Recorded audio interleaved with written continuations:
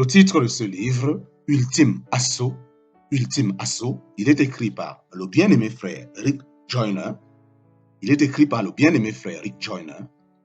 Nous sommes au chapitre 1, petit 3. Chapitre 1, petit 3.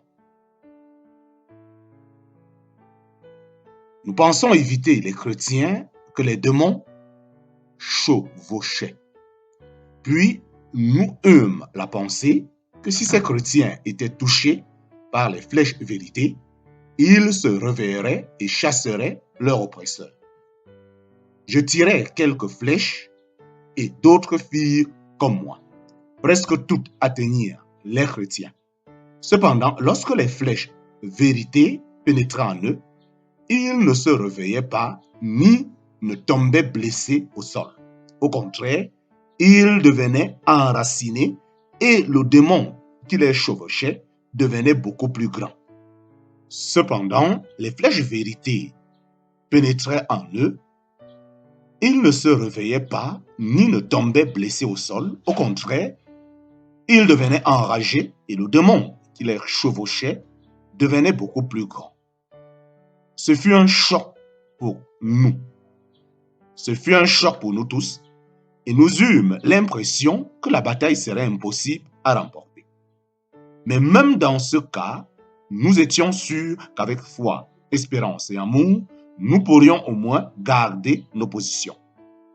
Un autre ange imposant du nom de sagesse apparut alors et nous dit de combattre depuis la montagne qui était derrière nous. Sur la montagne, il y avait des saillies à différents niveaux qui s'élevaient de plus en plus haut. Et plus nous montions, plus les saillies devenaient étroites et plus ils étaient difficiles de s'y tenir. Chaque niveau portait le nom d'une vérité biblique. Depuis le bas de ces vérités, ces vérités étaient fondamentales telles que salut, sanctification, prière, foi, etc. Et au fur et à mesure, ces vérités bibliques devenaient plus profondes. Plus nous nous élevions, plus nos boucliers et nos épées grandissaient et moins les flèches ennemies atteignaient nos positions. Erreur stratégique. Certains de ceux qui étaient sur les niveaux inférieurs se mirent à ramasser les flèches ennemies et à les renvoyer. C'était une faute grave. Les démons esquivaient aisément les flèches qui s'en allaient frapper les chrétiens. Quand l'une d'eux était touchée par la flèche de l'accusation ou de la calomnie, un démon d'amertume ou de fureur arrivait dans les airs et se penchait sur cette flèche. Puis il commençait à uriner et déféquer son poison sur ce chrétien. Lorsqu'un chrétien était harcelé par 2 ou 3 de ces démons, s'ajoutant à l'orgueil et à la propre justice qu'il possédait déjà, il était transformé à l'image hideuse des démons eux-mêmes. Nous pouvions voir la scène depuis les niveaux supérieurs, mais ceux qui étaient plus bas et utilisaient les flèches de l'ennemi,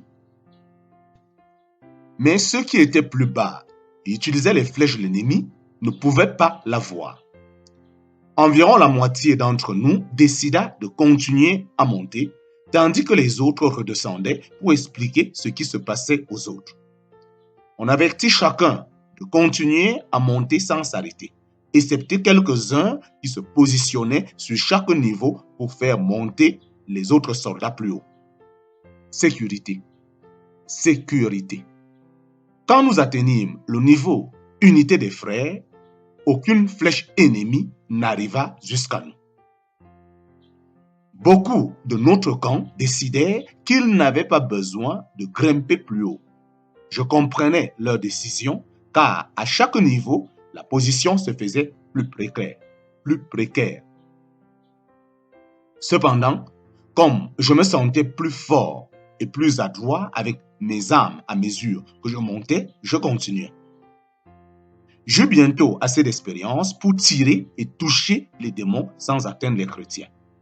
Il me semblait que si je continuais à monter, je pourrais tirer assez loin pour atteindre les principaux chefs de la horde démoniaque qui se tenaient derrière leur armée. Je regrettais qu'un si grand nombre se soit arrêté au niveau inférieur. Il y était en sécurité, mais ne pouvait pas toucher l'ennemi. Mais même ainsi, la force et la détermination toujours plus grandes chez ceux qui continuaient à monter faisaient d'eux de grands champions capables de décimer les rangs ennemis. À chaque niveau, des flèches vérité étaient éparpillées au sol, abandonnées par ceux qui avaient lâché leur position, en parenthèse, et ils étaient nombreux à chaque niveau. Toutes les flèches portaient le nom de la vérité correspondant à ce niveau. Certains hésitaient à ramasser ces flèches, mais je savais qu'elles nous seraient toutes nécessaires pour détruire la grande horde qui était en bas. J'en ramassais une, la lançais et atteignis si facilement un démon que les autres se mirent aussi à les ramasser et à les tirer. Plusieurs des divisions ennemies furent ainsi décimées. À cause de cela, la totalité de l'armée démoniaque fixa son attention sur nous. Pendant un moment, il semblait que plus nous avions de succès, plus l'ennemi attaquait. Même si notre tâche paraissait devoir se prolonger, elle était devenue exaltante.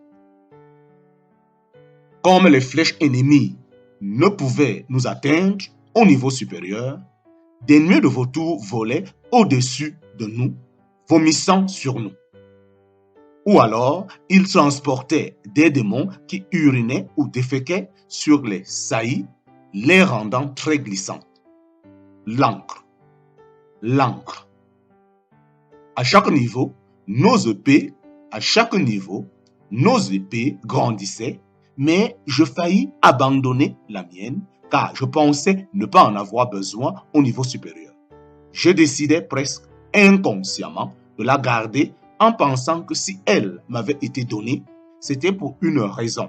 Et comme le niveau sur lequel je me tenais était très étroit et très glissant, j'enfonçais l'épée dans le sol et m'y attachais tout en tirant sur l'ennemi. J'entendis alors la voix du Seigneur.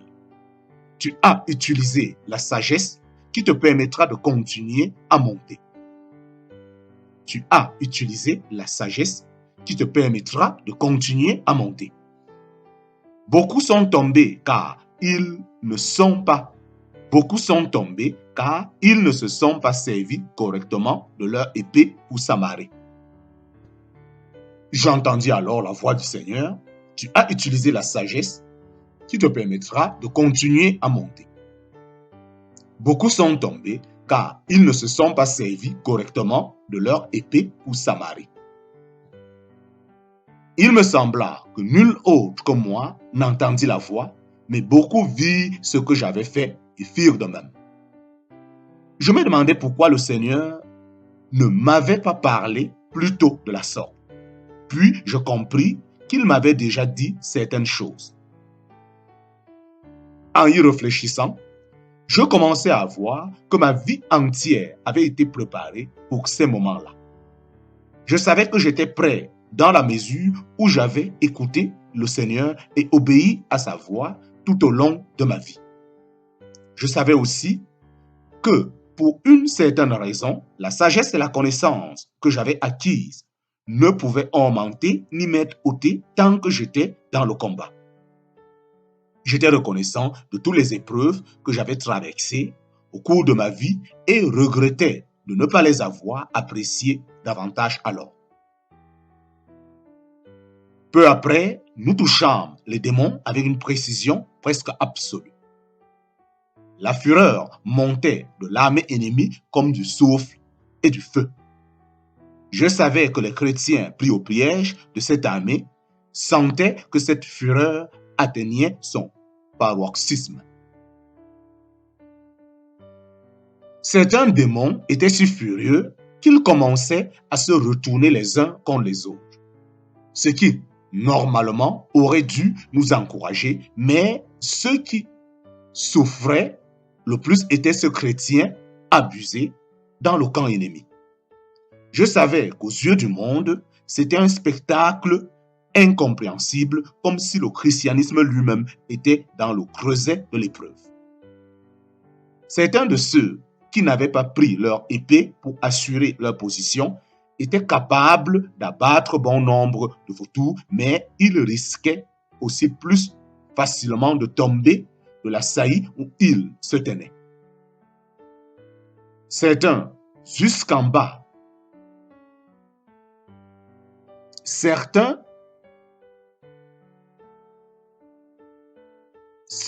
dégringolaient sur un niveau inférieur, mais d'autres chutaient jusqu'en bas et les vautours les emportaient.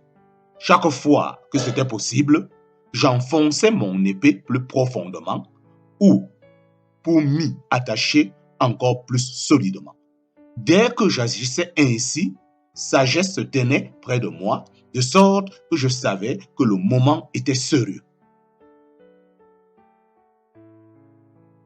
Une âme nouvelle. Une âme nouvelle. Les flèches de la vérité pénétraient rarement dans les vautours, mais le choc suffisait à les faire reculer.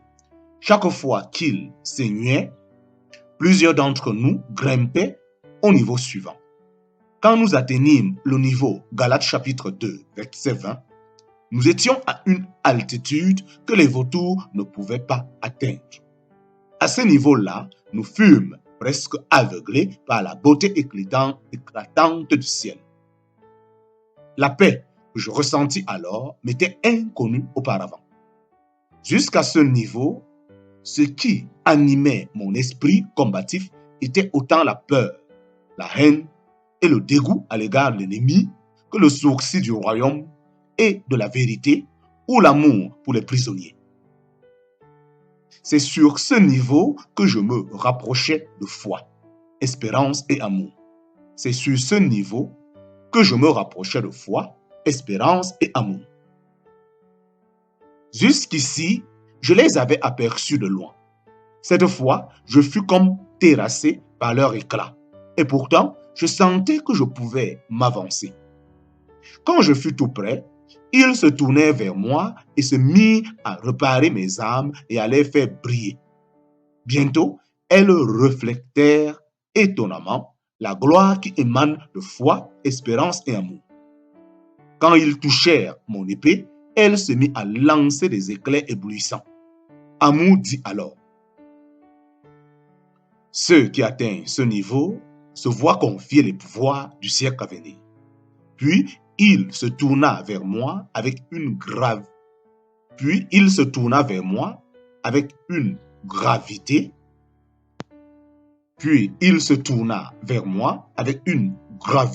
plus solennelle. Il ajouta: mais je dois encore t'apprendre à les utiliser. Le niveau, Galates chapitre 2, verset 20, était si large qu'il n'y avait, semble-t-il, aucun danger de tomber. Il y avait aussi un nombre incalculable de flèches marquées espérance. Nous en tirâmes quelques-unes sur les vautours restés plus bas et elles les tuaient sans peine. Environ la moitié de ceux qui avaient atteint ce niveau continuaient à tirer, tandis que les autres commençaient à apporter ces flèches à ceux qui se trouvaient encore au niveau inférieur. Les vautours venaient toujours par vagues sur les niveaux inférieurs, mais chaque fois, ils se faisaient moins nombreux. Depuis Galates chapitre 2, verset 20, nous pouvions toucher l'armée, mais pas les chefs eux-mêmes, qui restaient hors de notre portée. Il fut décidé de ne pas utiliser les flèches de la vérité avant d'avoir d'abord détruit tous les vautours.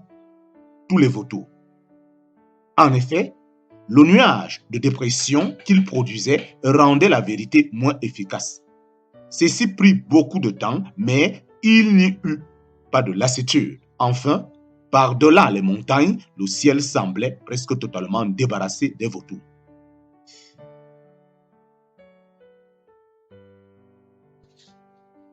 Foi, espérance et amour avaient tellement grandi ainsi que nos âmes à chaque niveau d'avantage.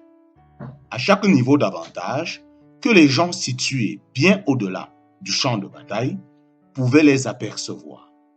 Leur gloire irradiait même sur le camp des prisonniers, toujours couverts par une grande nuée de vautours. C'était rassurant de les voir maintenant sous cette lumière. Peut-être les chrétiens dont l'ennemi s'était servi et les prisonniers retenus par lui comprendraient-ils enfin que nous n'étions pas leurs adversaires, mais qu'au contraire, c'était eux qui servaient l'ennemi.